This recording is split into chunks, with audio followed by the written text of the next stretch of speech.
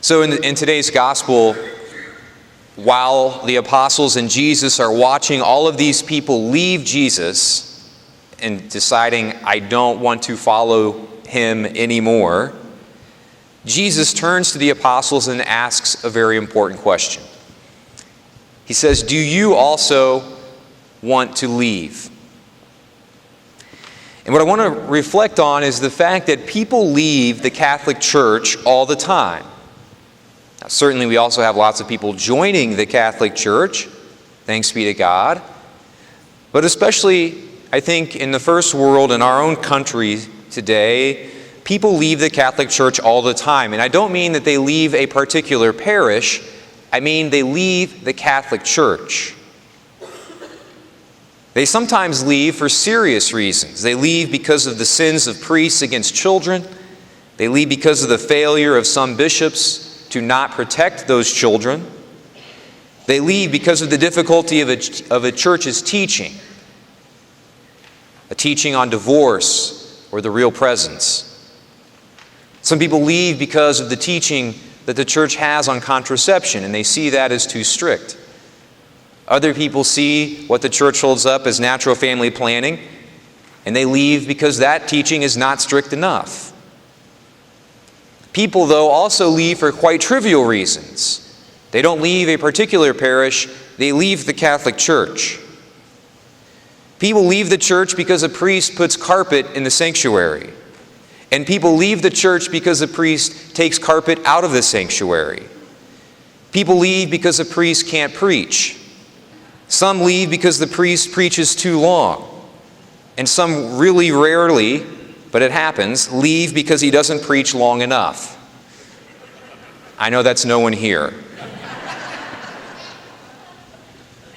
People leave because of bad music. Some people leave because there's too much chant in Mass. And some people leave because there isn't enough chant at Mass.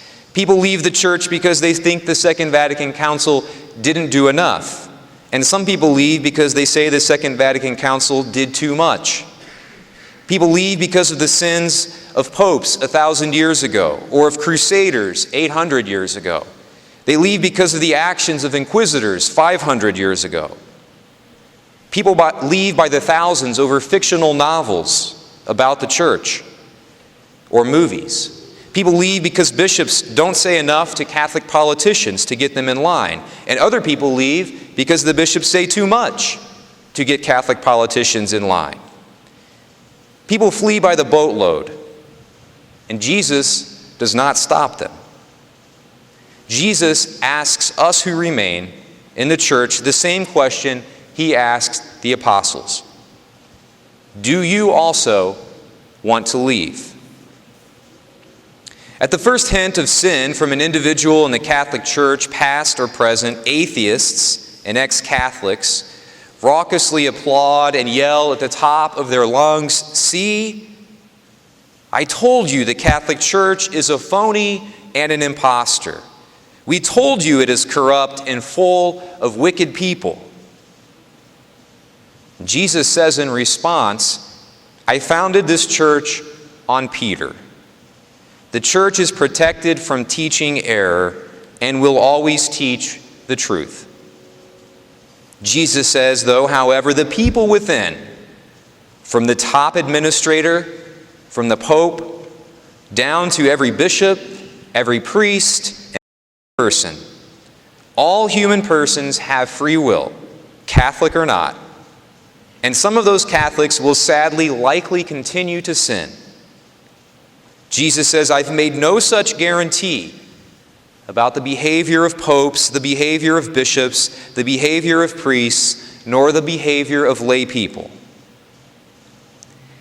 And I think Jesus would like to follow that statement up, or at least I would if I was Jesus. And maybe this is the football coach coming out in me. But I would imagine that Jesus would like to say to people who leave for all of those trivial reasons, deal with it. Decide if you are going to use the sins of others as a cop-out. Decide if you will leave or if you will stay. Because the church sails on. and many have sought to sink her, both from without and from within.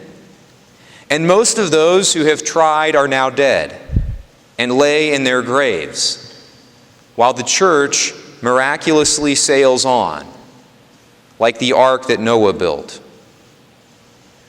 Jesus' question should haunt us, and I should say that it haunts me. Do you also want to leave? I ask myself often, do I have what it takes? If I was really pushed to the limit, would I stay in the church? I believe and pray that I would, but Peter swore up and down he'd never abandon Christ, and 4 hours later he had done it 3 times. The church is like a tree, and Christ even used that analogy himself. And we as Catholics are fruit hanging from that tree. We are nourished by the tree as long as we stay attached to it. And I am saddened when I see how much fruit has fallen from the tree and how much fruit is hanging by a thread.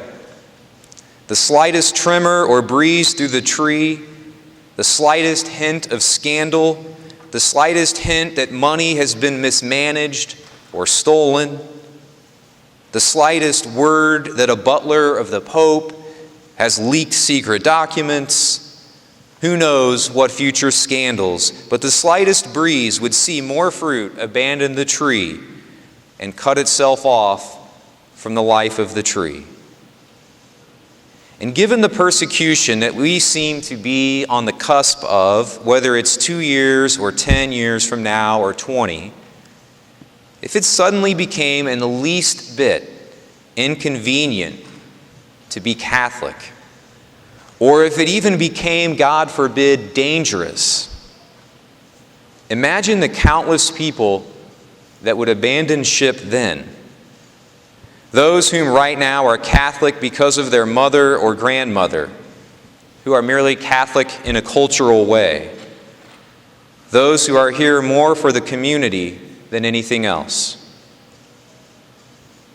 Through it all, though, through persecutions past and present and future, through scandals caused by people we've never met, Christ sees people abandoning ship all the time. And he turns to us today with sadness in his eyes. And he asks us just like he asked his apostles. He turns to us and asks, "What about you? Do you also want to leave?" If we have those thoughts, if we have those doubts, we pray for strength at this Eucharist, that he may make us more like himself, that he may give us the courage that we need to answer back, "No, Lord, I do not wish to leave. I wish to stay."